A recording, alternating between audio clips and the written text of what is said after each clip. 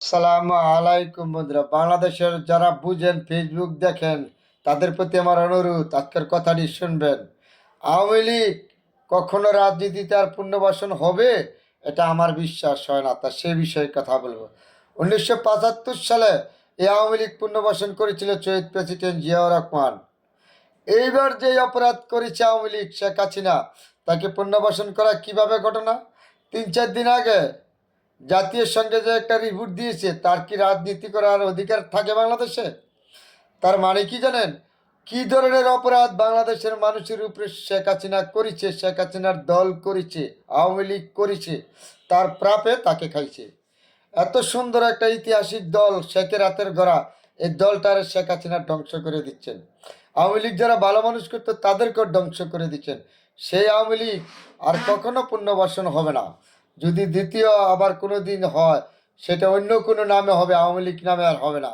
কারণ আওয়ামী লীগ, শেখ হাসিনা এদেশের রাজনীতির নেতা নেত্রীদের উপরে যে নির্যাতন করেছে, ভিন্ন মতের মানুষের উপরে, এই বাংলাদেশে একটা গাছের পাতা লড়তে পারছে না শেখ হাসিনার কথা ছাড়া।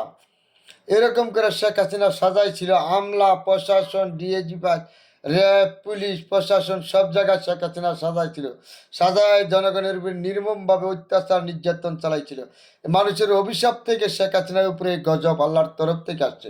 আমি আগেও লিখেছি, আগেও বলেছি, শেখ হাসিনার একটা সময় তার দলের বাতি দেওয়ার মতন থাকবে না। তার ঘরে বাতি দেওয়ার লোক পাবে না খুঁজা। আজকে সে প্রমাণ হয়েছে। আবারও জাতিসংঘেতে প্রমাণ করেছে সে যে অপরাধী, সে যে খুনি। কেন? শেখ হাসিনা যে অপরাধ বাংলাদেশের জনগণের সাথে করেছে, যে গ্যাদ্দারি করেছে, এর বিচার আল্লাহর তরফ থেকে শেখ হাসিনার উপরে আসছে। কারণ ভিন্ন মতের মানুষকে যে নির্যাতন করেছে, রাজনৈতিক নেতাদেরকে যেভাবে গুম খুন অত্যাচার করেছে, লেখকদের উপরে, গবেষণাদের উপরে। আমি লেখালেখি করেছি, আমি নিজে অত্যাচারী, একজন ভুক্তভোগী অত্যাচারে। তারটা আমি বলেছি, আল্লাহ পাক রব্বুল আলামিন তোমার উপরে নিজে হাতে গজব দিয়েছে।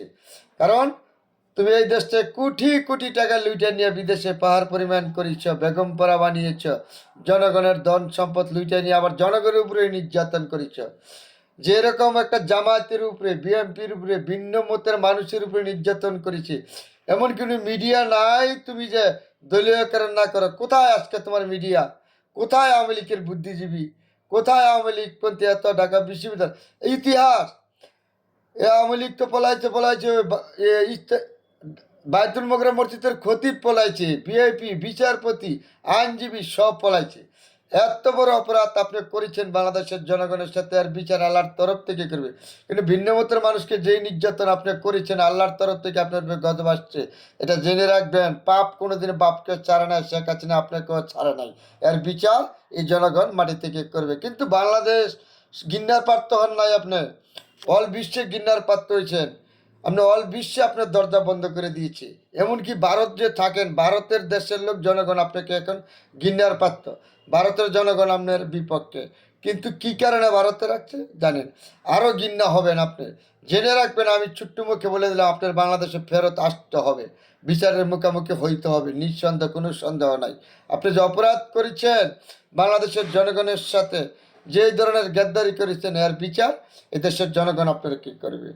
ভিন্ন মতের মানুষকে লাস্টে আপনি 2000 ছাত্র হত্যা করছেন, বিএনপির আপনি 10 লক্ষ মামলা দিচ্ছেন, জামাত শিবিরকে যেভাবে পঙ্গু করছেন গুল্লিগিরা, ভিন্ন মতের মানুষকে যেভাবে মানুষকে গুণ করছেন, হত্যা করছেন, আর পাপ কোনোদিন বাপকে ছাড়ে না, আপনাকেও ছাড়বে না। শেখ হাসিনার বিচার এই বাংলার মাটিতেই হবে। সবাই ভালো থাকবেন বন্ধুরা, অনেকগুলি কথা বলেছি।